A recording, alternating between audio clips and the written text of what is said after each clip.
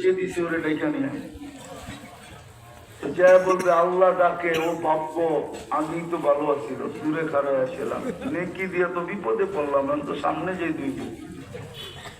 তো যাওয়ার পরে আল্লাহ জিজ্ঞাসা করবে, কিরে নেকি দিলি কেন? তো একটু ভাবলো আর করবো, আসি তো একটা, আমার কি কামে লাগবে? ভাবলাম কিয়ামতের মাঠে কারো কামে লেগা যাক, দিয়া দিলাম। আল্লাহ বলবে, আমার চেয়ে বড় দাতা হইতে চাস, ঠিক না?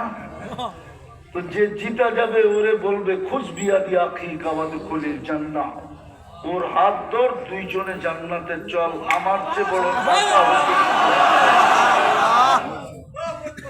আল্লাহ বলে, আমার চেয়ে বড় দাতা হইতে দিব না, না, না, না।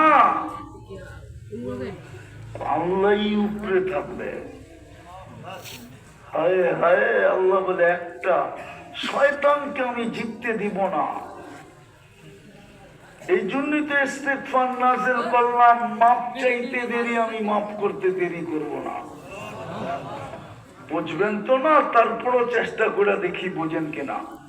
আল্লাহ বলে, ওয়ালাউ বালাগাত যুনুবুকা ইনানাস সামা, যদিও তোর গুনাহ সৌর জগৎ ভরা, আকাশ ভেদ করে উপরে চলে যায়, সমগ্র সৃষ্টি সারা জীবনে গুনাহ করে সৌর জগৎ ভরতে পারবে না। আপনারা